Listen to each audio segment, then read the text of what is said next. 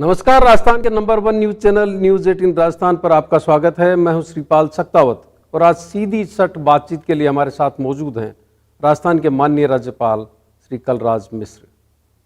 माननीय राज्यपाल साहब, आपका बहुत बहुत स्वागत है। इतना वक्त आपने निकाला उसके लिए। आप सक्रिय राजनीति में रहे, पूरा जीवन आपका सार्वजनिक राजनीति में रहा, अब संवैधानिक पद पर है।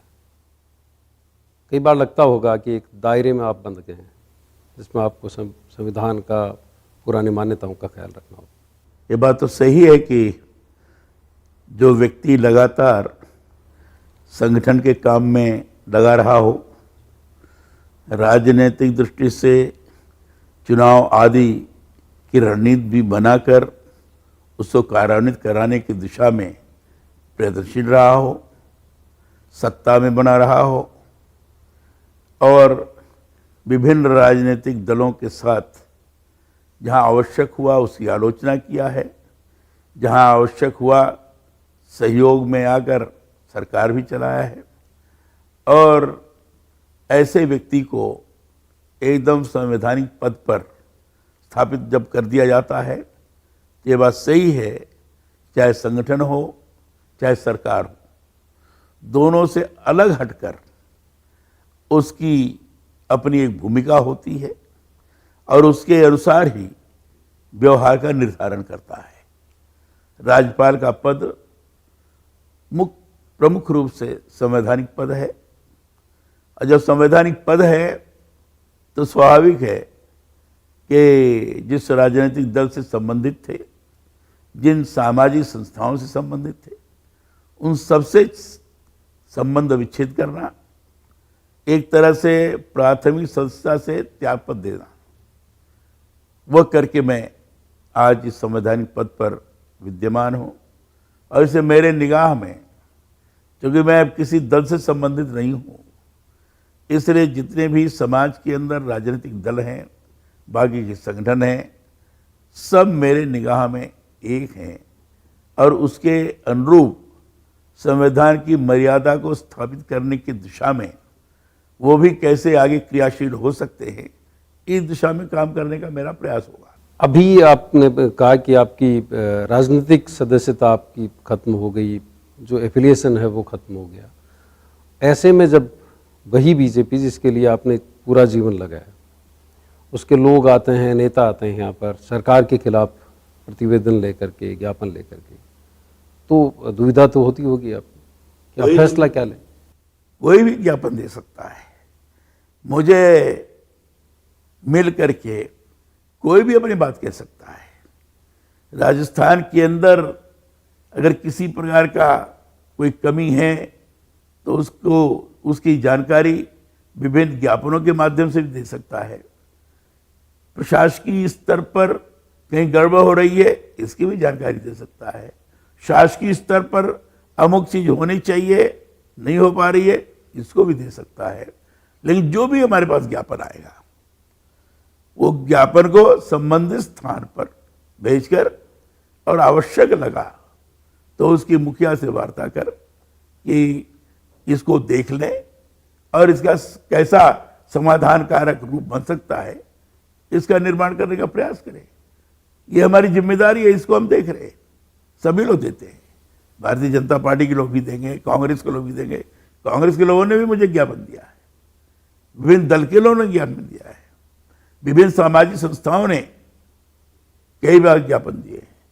तो मुझे देंगे लोग, मैं लोगों की बातें सुनता हूं, जो भी मिलना चाहता है सबसे मिलता हूं, व्यक्तिगत स्तर पर, सामूहिक रूप से भी मिलकर के उनकी बातों को सुनकर जिस स्थान से उनकी शंकाओं का निवारण हो सकता है, ऐसा कराने का प्रयास करता हूं। विश्वविद्यालयों के कुलाधिपति हैं, लेकिन यहाँ पर कई सवाल खड़े होते हैं। विश्वविद्यालयों की जो शैक्षणिक जो पाठ्यक्रम है उसको लेकर के, उसकी गुणवत्ता को लेकर के आपने लगातार आते ही शुरुआत भी की है, समन्वय समिति की बैठक भी की है।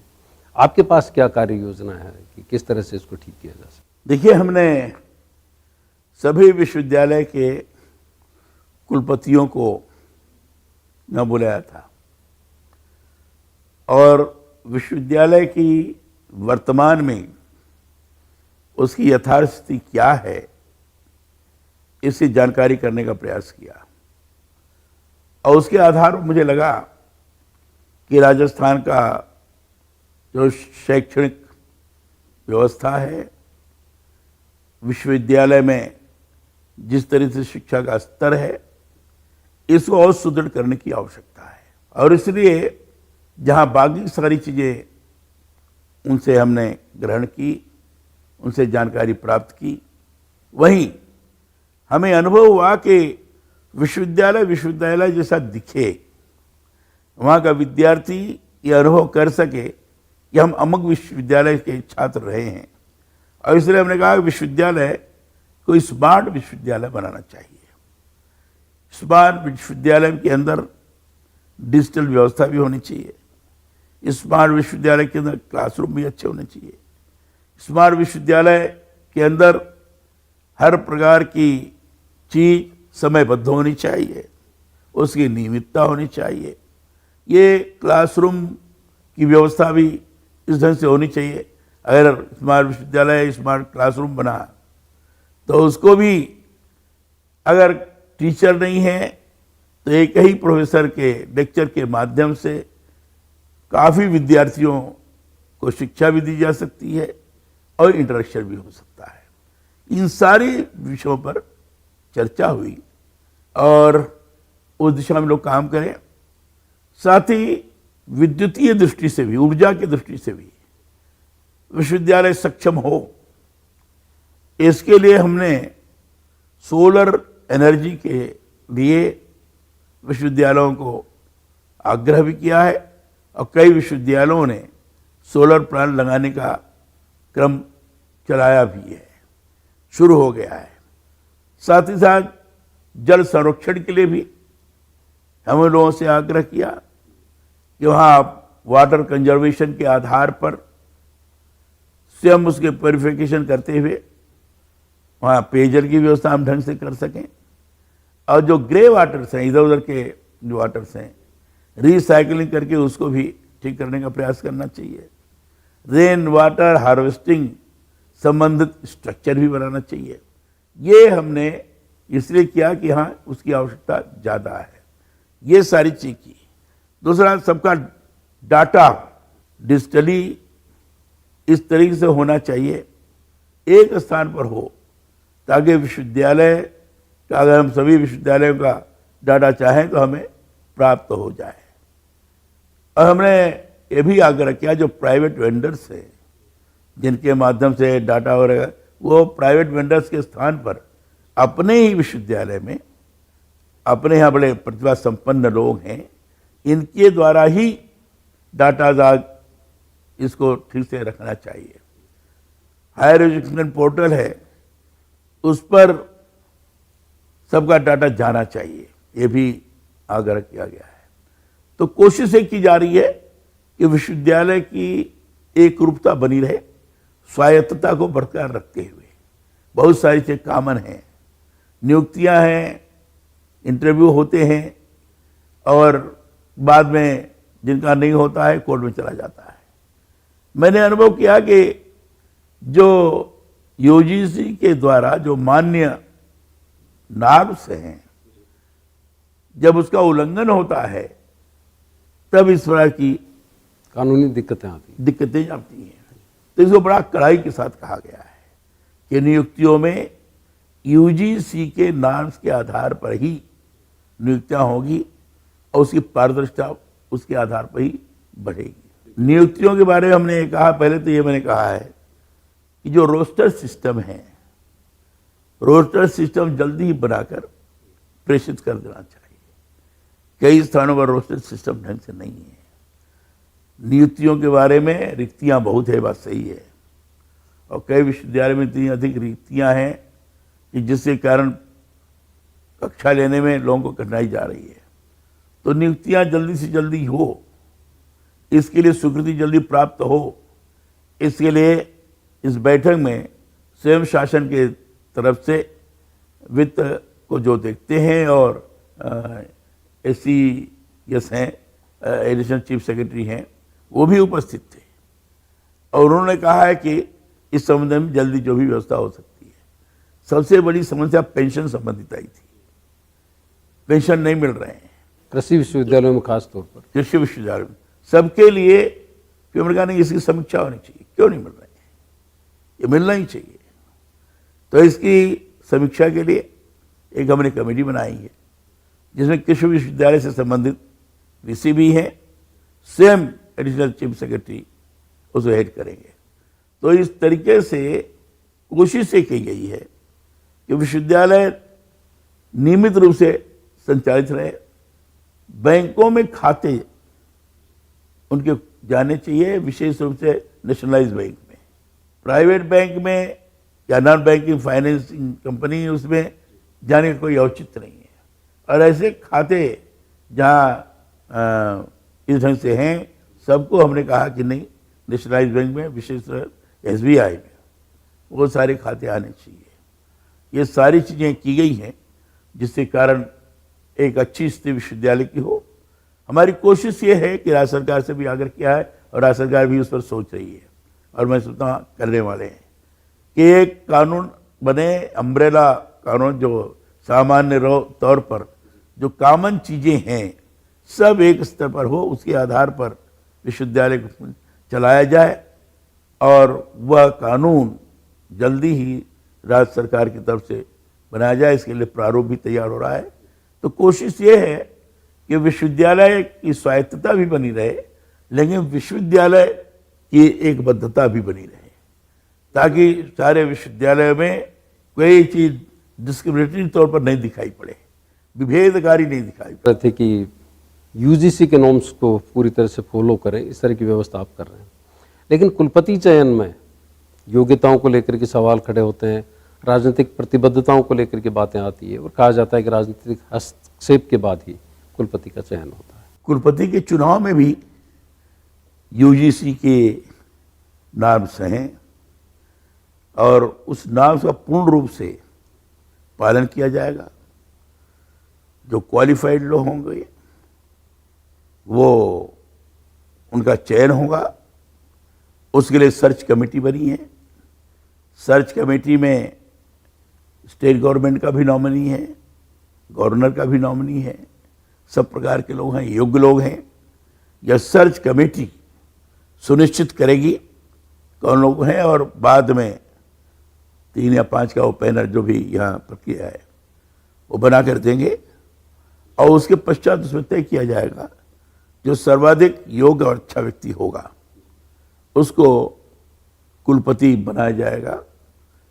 इसमें जहाँ एकेडमिक कैरियर महत्वपूर्ण होता है, वहीं प्रशासनिक क्षमता भी क्या है ये भी देखना बहुत जरूरी है। और विश्वविद्यालय में अगर प्रशासनिक क्षमता वाला व्यक्ति नहीं रहा तो विश्वविद्यालय में बड़ी अस्त व्यस्तता बन जाती है। तो इन सारी बातों को ध्यान में रखकर सर्च कमेटी अपना पैनल बनाकर देगी और उसमें उसका चयन होगा। मैं समझता हूँ इसमें कोई पॉलिटिकल लगाव, राजनीतिक किसी प्रकार की पूर्वाग्रहता लाने का कोई औचित्य नहीं है। योग्यता उसका प्रमुख आधार होगा। ये भी कहा जा रहा है, विवाद भी इस पर हुआ, बहस हुई विधानसभा में कि कुलाधिपति के बतौर जो अधिकार हैं वो सीमित कर दिए। मुझे तो नहीं लगता ऐसी कोई बात हो, बताइए आप। कुलाधिपति का जो अधिकार है विश्वविद्यालयों के संबंध में, मुझे लगता है वो विद्यमान है। हमारे जिम्मे चयन करने का है, यूनिवर्सिटी को दिशा निर्देश करने का है, यूनिवर्सिटी कैसे गुणवत्तायुक्त हो इसको व्यवस्थित करने का है।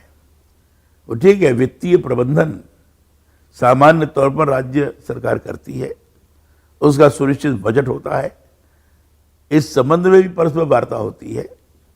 और इसे जैसे मैंने कहा कि समन्वय समिति की बैठक में हमने स्वयं जो राज्य सरकार का वित्त देखते हैं वो उपस्थित थे और उसमें बस ये उनको अनुभव हुआ कि कई चीज़ें ऐसी हैं जो नहीं हो रही और होना चाहिए। तो इसलिए मुझे लगता है कि हर दृष्टि से कुलाधिपति विश्वविद्यालयों के बारे में जो भी स्टेट गवर्नमेंट को परामर्श देगा या विश्वविद्यालय को निर्देशित करेगा, निश्चित रूप से पूर्ण होगा, पूर्ण करने का प्रयत्न करेंगे लोग।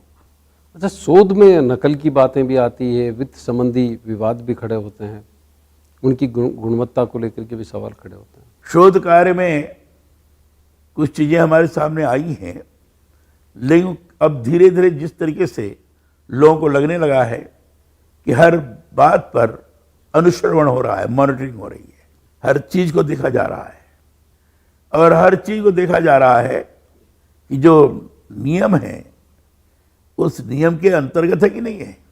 हर चीज़ पारदर्शी बने, ऑनलाइन हो, ये भी व्यवस्था की जा रही है। इसके कारण निश्चित रूप से पारदर्शिता स्थापित होगी, नकल का तो कोई सवाल ही नहीं खड़ा होता।